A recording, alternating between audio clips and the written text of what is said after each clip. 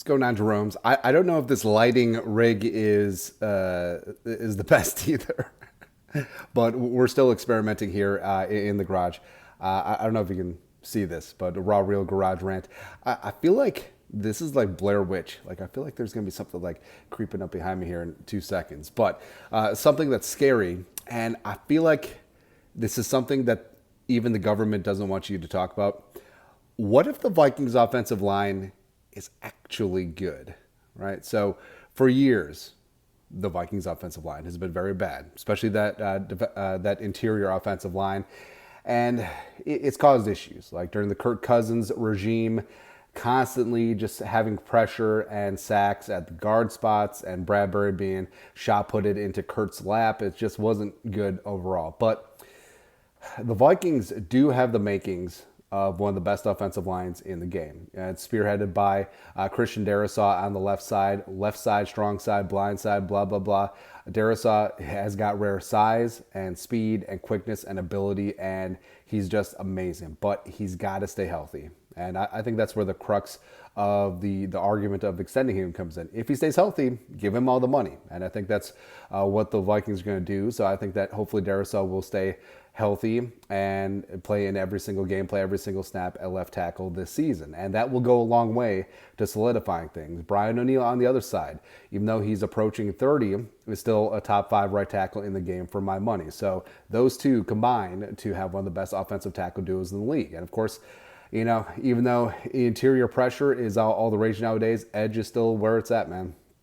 And you know, with Darnold and McCarthy behind center, maybe they can use both of their mobilities to buy a little bit of extra time and maybe make the offensive line look a little bit better, as opposed to Kirk Cousins, who, I mean, he could take off when he needed to take off, but overall, he was more of a statue in the pocket. Now, you don't have to be so fleet of foot to have pocket awareness. You know, Tom Brady has shown that, but Kurt, he got better throughout the years, but he still didn't really do the offensive line many favors. Now, with Darnold, who, I don't know, from his time with the Jets and the Panthers, could see some ghosts in the pocket, but maybe his year in San Francisco certainly helped things out. But he does have mobility. Like he was compared to Andrew Luck when he was coming in as the number 3 overall pick in 2018 back in the day. So he is large, he can move, can do some things, and obviously McCarthy has mobility as well. But you know, the crux of what's going to happen up front, whether it's pass protection or whether it's the running game, is the 3 interior spots. So Bradbury, I mean, they're all in on Bradbury, and obviously offensive line coach Chris Cooper, head coach Kevin O'Connell, they love Bradbury, they love the continuity, they love the leadership. He is a good leader. He is good at making the line calls. I'm worried about that back. And, you know, the play on the field, there's some good stretches, there's some very bad stretches, but I think that just sort of is what it is. Could you say that Bradbury is a top 12 to 15 center in the league on a given day? Sure. And you could say, well, that's not good enough for a first round pick and a guy that you gave a second contract to. I understand that, but what are the alternatives right now? Right? Yeah, you could sign Connor Williams coming off the injury, sure.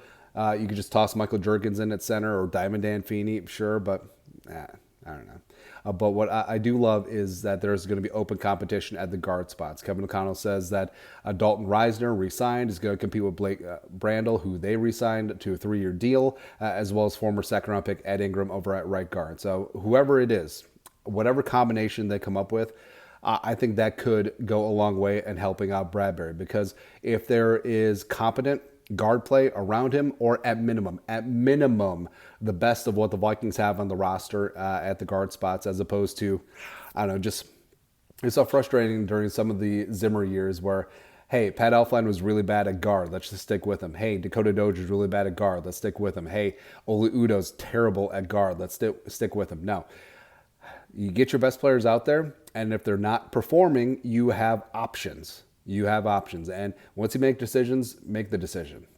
All right, so that's why I am a little bit more bullish on the offensive line than usual. I do think that a guy like Aaron Jones, given his prowess as a pass blocker, certainly could help things out with the guys up front, because when things break down in the pass protection, it isn't always the 5 offensive linemen. Sometimes it is communication with the quarterback, pass protection communication with the running back, but Jones hopefully is going to smooth over a lot of those things. Also, the fact, like we said, that Darnold and McCarthy have a little bit of mobility, as well as Jefferson and Addison, like they could get open in a phone booth. So hopefully things will definitely be good to go there. So I think that hopefully, knocking on all the wood, the offensive line will be improved this year, because if and when the Vikings make a run, and if and when their Super Bowl window is going to be open here in the next couple of seasons with this young, up and coming and hungry team, the offensive line is going to have to be the crutch. They're going to have to lead the way, and they truly are the catalyst of this offense. So hopefully, again, the pieces are there, but knock on all the wood. Hopefully they gel, and hopefully everyone stays healthy up front, and then we'll just go from there. But your thoughts are thoughts. Ooh, I believe in the offensive line. That's it. Skull, no production value.